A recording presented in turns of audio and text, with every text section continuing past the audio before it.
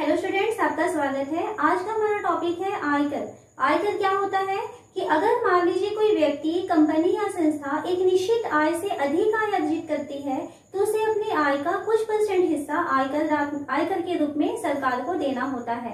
और ये आय, उसकी जो आमदनी है जितनी ज्यादा होती जाएगी तो उसमें आयकर की जो दर है वो भी बढ़ती चली जाती है। तो इसको हम कहते हैं आयकर, जिसकी सहायता से सरकार विभिन्न प्रकार के अपने कार्य करती है। अब जो आयकर होता है, उस आयकर के अतिरिक्त उस आयकर का 3% हिस्सा शिक्षा उपकर के रूप में भी उसे देना होगा। अब यदि मान लीजिए कोई आयकर दाता है तो उस आयकर दाता पर सरकार किस तरीके से नजर रख सकती है, तो हर आयकर दाता के लिए सरकार एक परमानेंट अकाउंट नंबर देती है उसको, जिसको कि पैन नंबर कहा जाता है। तो हर आयकर दाता के लिए एक पैन नंबर अनिवार्य होता है जो सरकार की ओर से जारी होता है। यदि हम बैंक में अकाउंट खुलवाने जाते हैं तो वहां पर भी हमें पैन नंबर देना होता है। तो पैन नंबर की सहायता से सरकार हर आयकर दाता पर नजर रख सकती है। अब आयकर दाता में जो आयकर होता है उसका कैलकुलेशन कैसे होगा, तो कैलकुलेशन करने के लिए एक टाइम जो होता है वो होता है 1 अप्रैल से लेकर के 31 मार्च तक का।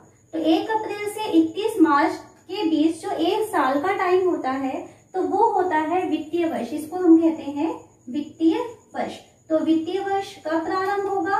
वित्तीय वर्ष 1 अप्रैल को ही स्टार्ट होता है और अगले साल के 31 मार्च को वो एंडिंग हो जाता है। तो इस तरीके से अगर आपके पास क्वेश्चन आता है वित्तीय वर्ष कब प्रारंभ होता है, ये ऑब्जेक्टिव में क्वेश्चन आते हैं या फिर खालिस्तान के क्वेश्चन आते हैं आपके एग्जाम में, तो वित्तीय वर्ष 1 अप्रैल को स्टार्ट होता है और 31 मार्च को खत्म हो जाता है। अब आयकर के लिए जो बचत योजनाएं होती है, मतलब कहाँ कहाँ पर आयकर दाता बचत कर सकता है, तो अधिकतम वो 1.5 लाख रुपए साल भर में बचा सकता है विभिन्न बचत योजनाओं की सहायता से।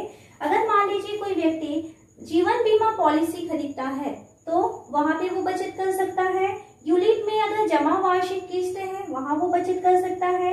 यदि उसने सामान्य भविष्य निधि में जमा किया हुआ है या होम लोन लिया हुआ है और उस होम लोन में वो जितना पैसा जमा करता है उसकी जो मासिक किस्त होती है, उस मासिक किस्त में उसकी जो मूलधन वाली जो राशि होगी, तो साल भर की जितनी मूलधन वाली राशि होगी वहां पर भी उसका आयकर का छूट मिलेगा। बच्चों को देय शिक्षण शुल्क, यदि मान लीजिए कोई व्यक्ति अपने बच्चों के लिए स्कूल फीस पे करता है तो जो स्कूल फीस पे होगा उसका जो ट्यूशन फीस होगा तो वहां पर भी आयकर में छूट मिल जाएगा। सावधि जमा यदि वो करता है, जो अभी हमने पिछले वीडियो में पढ़ा हुआ था, तो सावधि जमा की जो राशि होती है वहां पर भी हमको आयकर में छूट मिलेगी। या समूह बीमा या परिवार कल्याण में जमा वार्षिक अंशदान में भी आयकर में छूट होती है। तो इतने प्रकार से व्यक्ति आयकर में छूट ले सकता है, लेकिन इस छूट की एक सीमा होती है, वो साल भर में अधिक से अधिक 1.5 लाख रुपए की छूट ले सकता है। और उससे अधिक भी यदि वो पैसे जमा करेगा तो भी वो मैक्सिमम जो उसकी राशि होती है वो 1.5 लाख होती है, उससे अधिक में फिर उसको टैक्स देना होगा। इसके अतिरिक्त यदि कोई व्यक्ति कहीं दान देता है, अब दान जैसे अगर किसी ने प्रधानमंत्री सहायता कोष में दान दिया हुआ है तो प्रधानमंत्री राहत कोष में दान देने पर उसे दान की राशि का 100% छूट मिलता है। जैसे अगर मान लीजिए किसी व्यक्ति ने प्रधानमंत्री राहत कोष में 50,000 रुपए दान दिया तो उस 50,000 का टोटल जो 50,000 जो अमाउंट है वो उसके जो उसकी वार्षिक इनकम होगी वहां से माइनस हो जाएगी, यानी पूरे 50,000 उसके छूट में चले जाएंगे। और यदि मान लीजिए कोई व्यक्ति जो है किसी संस्था में दान करता है, किसी ट्रस्ट में जैसे होता है, या अनाथ आश्रम है, कोई हॉस्पिटल है, तो इस जगह पे अगर वो दान करता है तो उसे उस दान की राशि का 50% जो है आयकर में छूट मिलता है। और इस छूट के बाद जितनी उसकी बची हुई आय होती है उसे हम कहते हैं कर योग्य आय। उस कर योग्य आय पर जो है हमको जो दिया हुआ है कि 10%, 20% उसके अलग अलग रूल्स होते हैं, उस हिसाब से वहां पर टैक्स लगाया जाता है और जिसको कि हम आयकर कहेंगे। और उस आयकर का फिर से 3% हमको शिक्षा उपकर कैलकुलेट करना होता है और उस आयकर और शिक्षा उपकर को मिला करके जो टोटल अमाउंट आएगा उसे उस व्यक्ति को साल भर में देना होता है। तो हम देखते हैं कि आयकर का कैलकुलेशन किस तरीके से किया जाता है। आयकर के क्वेश्चन सॉल्व करने के लिए हमें कुछ स्टेप्स फॉलो करने होंगे, जिसमें फर्स्ट होता है, पहला हम उसमें करेंगे वार्षिक आय। वार्षिक आय यानी वो साल भर में विभिन्न स्रोतों से कितनी आय अर्जित करता है, ये हमको पहले लिखना होगा। सेकेंड हमको पॉइंट में देना होता है, यदि उस व्यक्ति ने दान किया हुआ है तो दान की राशि, और उस दान की राशि में हमको ज्ञात करना होगा कि उसको कितना छूट मिलने वाला है। जैसे अभी हमने देखा कि यदि उसने किसी ट्रस्ट में दान किया है, किसी अनाथ आश्रम या किसी वृद्धाश्रम में दान किया हुआ है, किसी हॉस्पिटल में दान किया हुआ है, तो उसे 50% का डिस्काउंट होता है। लेकिन अगर उसने प्रधानमंत्री राहत कोष में दान किया हुआ है तो उसे 100% डिस्काउंट होता है। तो अगर व्यक्ति ने दान किया हुआ है तो उस दान में उसे कितना छूट मिलने वाला है, ये हमको सेकेंड स्टेप में लिखना है। और उसके बाद में हम तीसरे नंबर में लिखेंगे शेष आय। शेष आय मतलब उसकी जो वार्षिक आय होगी, उस वार्षिक आय में हमको माइनस करना होगा उसे कितना छूट मिल रहा है, यानी फर्स्ट स्टेप में से आपको सेकेंड स्टेप को माइनस करेंगे तो उसकी शेष आय हमको मिल जाएगी। तो ये केसेस कब होते हैं, जब व्यक्ति दान करता है, तब हमको ये 2 स्टेप्स और देने होंगे। फिर चौथे नंबर का स्टेप होता है बचत।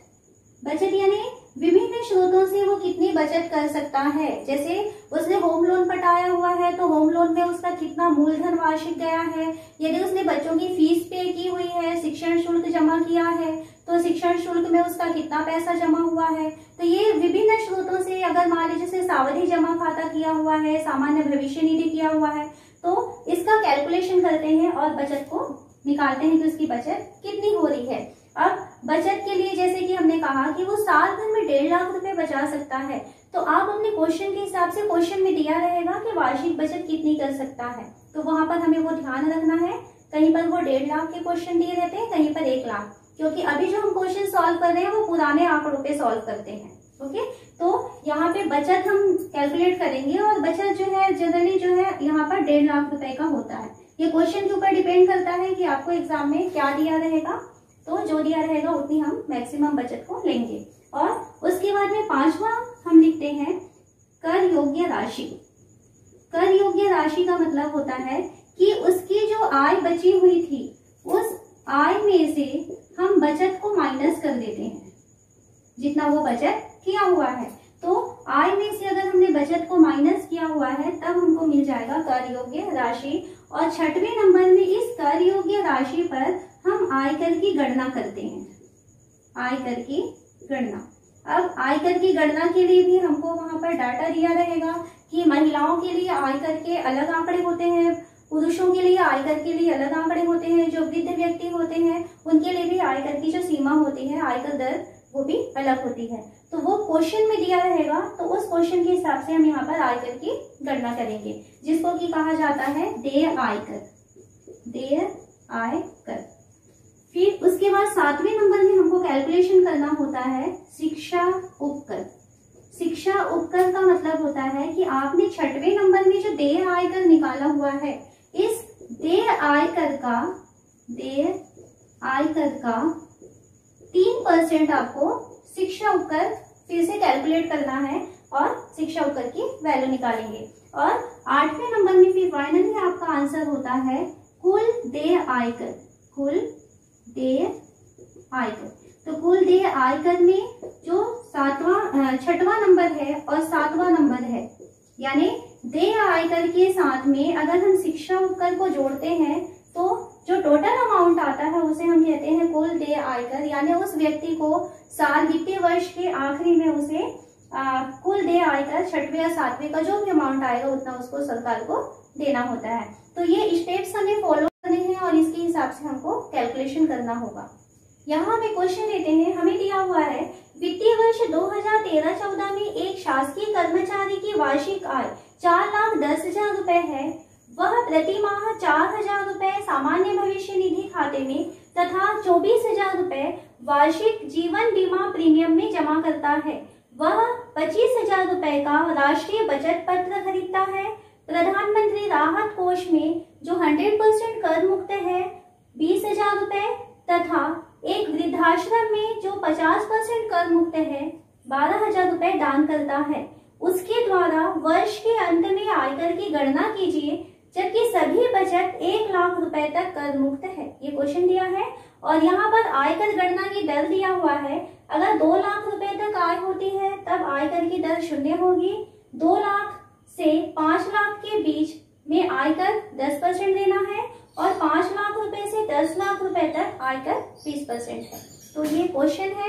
तो क्वेश्चन में जैसे अभी हमने देखा कि क्वेश्चन बनाने के आपको स्टेप्स फॉलो करने हैं। तो सबसे पहला उसमें होता है वार्षिक आय, उसके हिसाब से ही आपको बनाना है। तो पहला पॉइंट था वार्षिक आय। तो यहाँ हम देखते हैं कि वार्षिक आय कितनी है। तो यहाँ वार्षिक आय है उसकी 4,10,000 रुपए। तो यहाँ हम लिखेंगे 4,10,000 रुपए, ये वार्षिक आय हो गया। फिर सेकंड नंबर में हमने देखा था कि अगर वो दान करता है तो दान में उसको छूट कितनी मिलने वाली है। तो वो कहाँ कहाँ दान किया हुआ है। तो उसने दान किया हुआ है, एक तो उसने प्रधानमंत्री राहत कोष में दान दिया हुआ है 20,000 रुपए, प्रधानमंत्री राहत कोष, यहाँ पर उसने दान किया हुआ है 20,000 रुपए। और इस 20,000 रुपए का उसे 100% छूट मिलने वाला है। यहाँ पर दिया हुआ था जिसका 100% कर मुक्त है, तो यहाँ पर उसे छूट मिलने वाली है 100%, यानी कि 20,000 का पूरा 20,000 रुपए उसको छूट मिल जाएगा। ओके।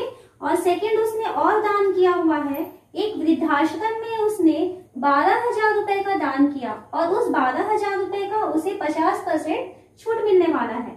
तो सेकंड उसने दान दिया हुआ है वृद्धाश्रम में। तो वृद्धाश्रम में कितना दान दिया है उसने 12,000। इस 12,000 का उसे 50% छूट मिल जाएगा। तो 12,000 रुपए का 50% निकालते हैं। तो 12,000 गुणा 50/100, सॉल्व करें इसे।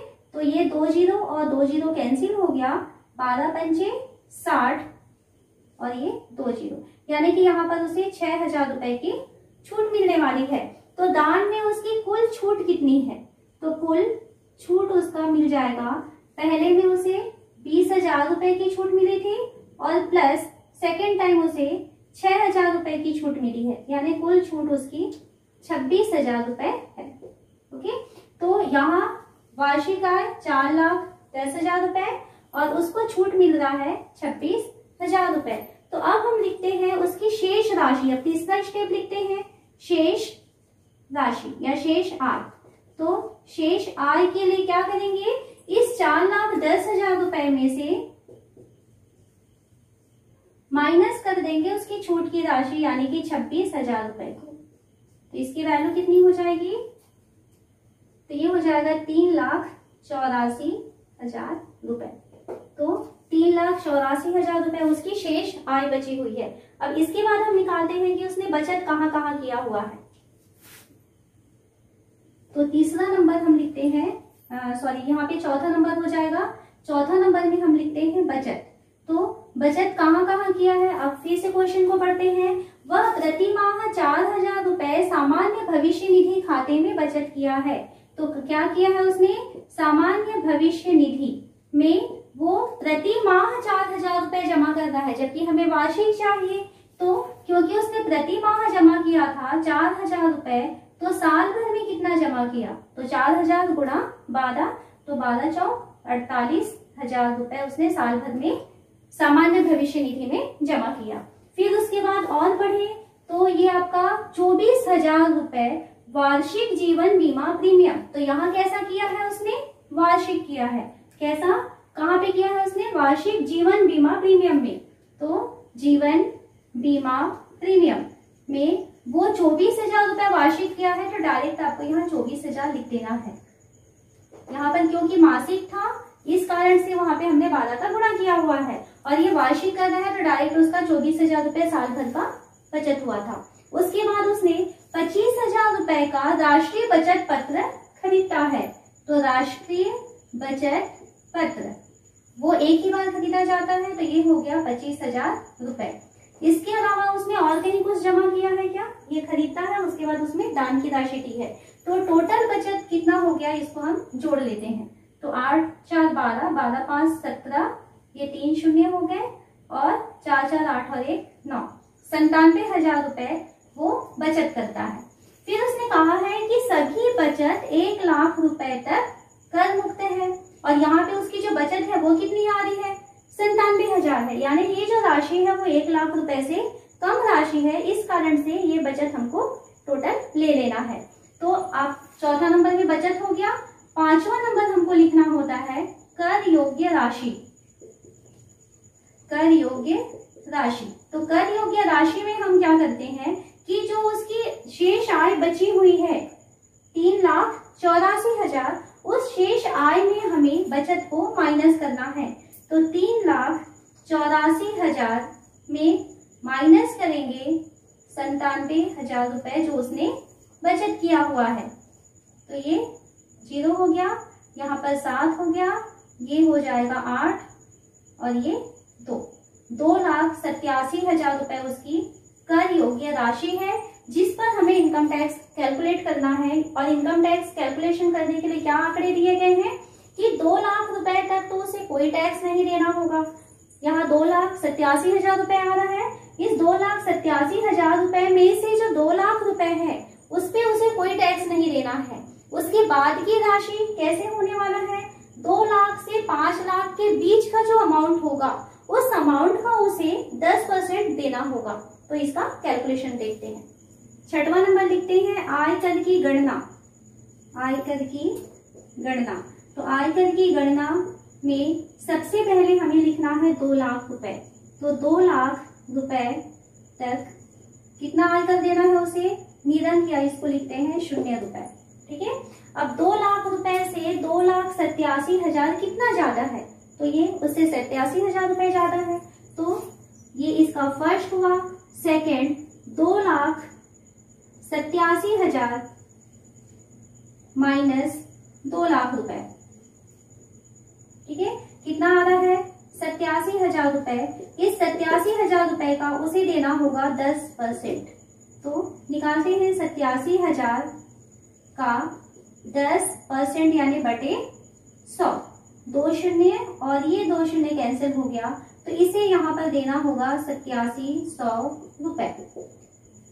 अब कैलकुलेट करें तो पहले क्या 2 लाख रुपए में उसे कोई टैक्स नहीं देना पड़ा। उस 2 लाख रुपए में से जो उसका 87,000 रुपए एक्स्ट्रा हो गया था, उस 87,000 रुपए का 10% उसको देना पड़ेगा, यानी यहाँ पर हो रहा है 87,100 रुपए। ये 87,100 रुपए उसका आयकर आया। अब इस आयकर का उसे क्या देना होगा, 3% शिक्षा उपकर देना है। तो 7वां नंबर हम लिखते हैं शिक्षा उपकर। तो शिक्षा उपकर होता है जो आयकर हमने ज्ञात किया हुआ है, इस आयकर का 3%, यानी 87,100 का 3% कितना हो जाएगा, 87,100 गुणा 3/100। सॉल्व करें इसको, ये कैंसिल हो जाएगा। तो इसकी वैल्यू हो रही है 7 या 21, 8 या 24 और 2 26, 261 रुपए। अब देखिए 87,100 रुपए आयकर था, 261 रुपए क्या है, शिक्षा उपकर है। तो अब जो लास्ट उसका फाइनल जो देय आयकर है, तो यहाँ लिख रही हूं मैं 8वां नंबर देय आयकर।